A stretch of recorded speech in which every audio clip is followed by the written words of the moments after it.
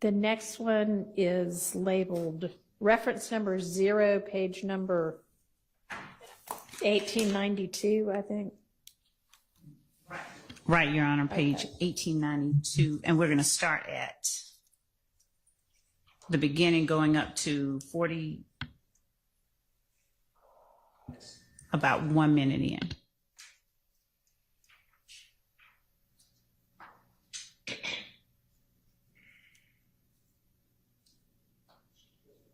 Well, what's it about, and is there an objection?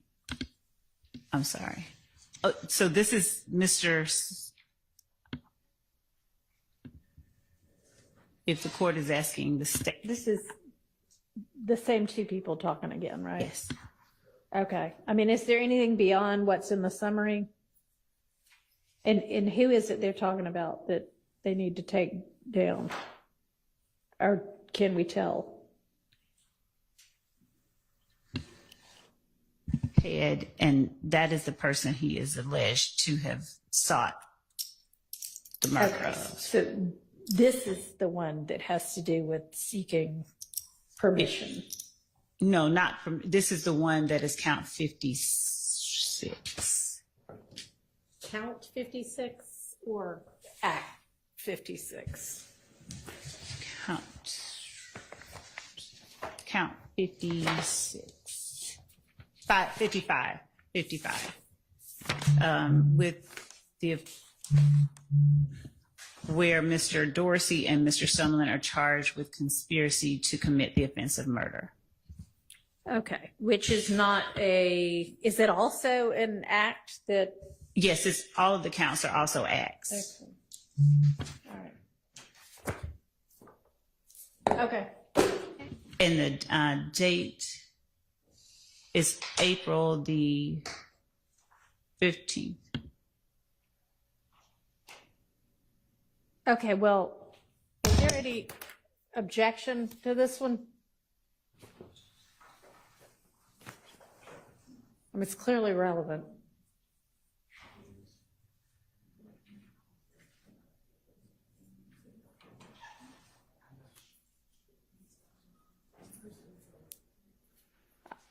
I don't think I actually heard objection when y'all were running through the list the first time. I mean, I know you wouldn't ideally want it in, but is there any evidentiary objection to this? Your Honor, I don't want to waste the court's time. If that is what it purports to be, then there would not be a relevance objection. What I'm a little unclear of is, you know, my notes are good, but they're not 100%. So obviously any character, irrelevant things like that are in the call, I would be objecting to, but I would just ask if we could circle back on this one. All right, we'll circle back on this one too. So you can re-review your notes or to make, okay.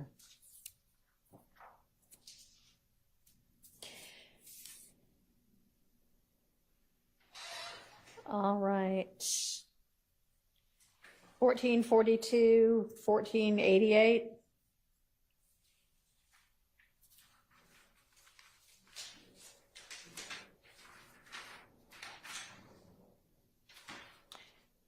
This one also seems relevant, and I think the only objection I heard before was hearsay. It would, if it's what it seems to be,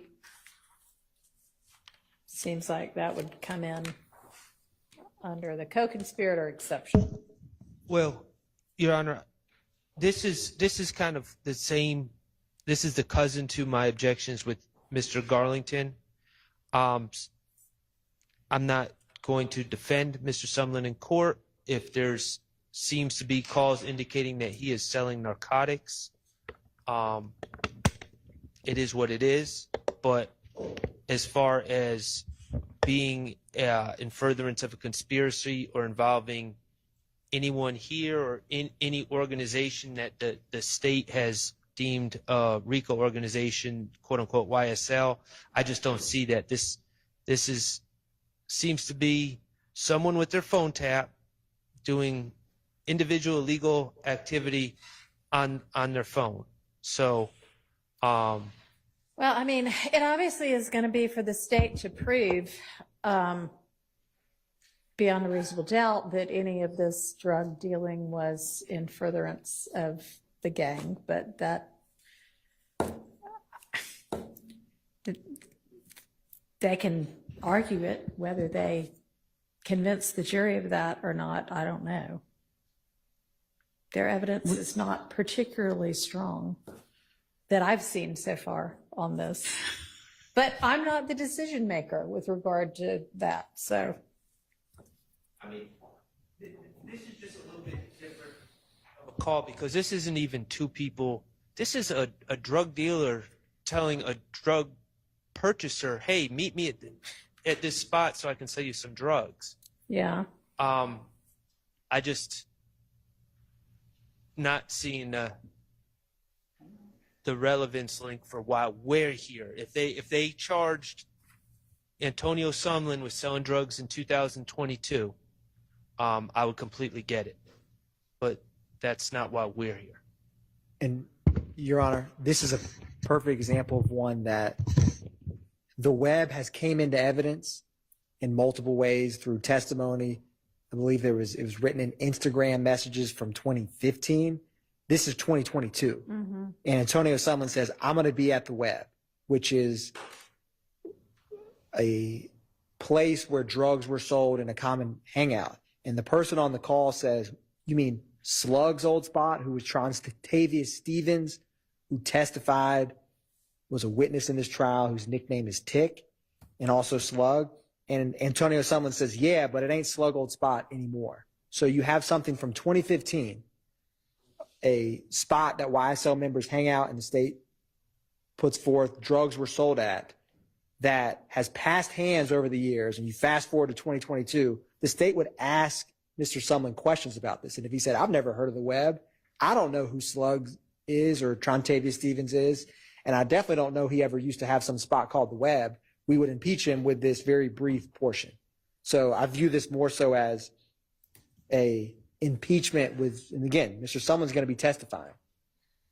Okay. And I thank the state for the clarification. Now, I will say, if those questions are posed to Mr. Sumlin, I am going to object because I don't, and I'm not saying this was intentional, but from my recollection, Mr. Stevens was not saying that he had this place called the Web back in 2015. So I don't think that those dates are correct or have been or accurately reflect the testimony, but I understand what the state's saying about impeaching. I just don't think those dates are correct.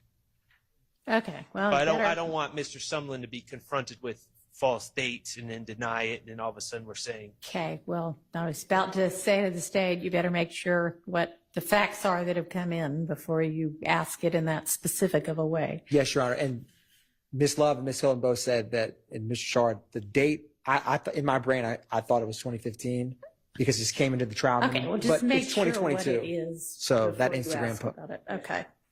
Yes, sir. Your Honor, also the second speaker, the unidentified speaker is not speaking. I would object to that being played. Any of their statements or his statements. The Non-testifying. purchaser. The purchaser. Because they're not in conspiracy in a drug case. It's a buyer-seller relationship. So under Darville, D-A-R-V-I-L-L-E, they're not co-conspirators. Right. No, they wouldn't be. I would think that would be accurate. And Your Honor, Jones v. State, which is a 339 Georgia App 95. It's a Georgia Court of Appeals case. Pin site. It says, the court ruled that I'll find the pin site 1 second. It says the court ruled that the informant statements were admissible to provide Slow down. There is no way she can take that. My apologies, Madam Court Reporter. I'm very sorry, genuinely. They wanted to provide context for Jones' responses to those statements, not that the informant statements were admitted to prove the truth of the matter asserted. Listen to it. Yes, Your Honor. This stands for the proposition, and again, it's 3 sentences. Mr. Sumlin says, I'm going to be at the web. This other individual says, what, Slug's old spot? And Antonio Sumlin says, yes, but it ain't Slug's old spot no more.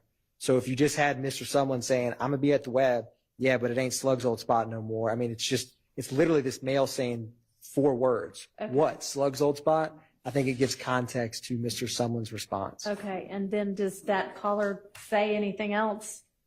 No, Your Honor. This whole entire clip is 46 seconds. Okay, so the only thing that the purchaser says is what, Slug's old spot?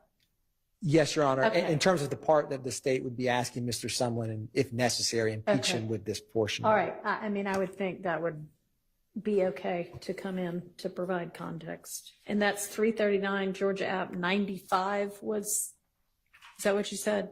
Yeah, yes, Your Honor. It's 339 Georgia App 95. It's a case where they played a jail call with an informant, and they objected because, again, the other person on the line who wasn't the defendant in this case wasn't testifying. And I read this case to basically hold for, in certain contexts, like this is a perfect example.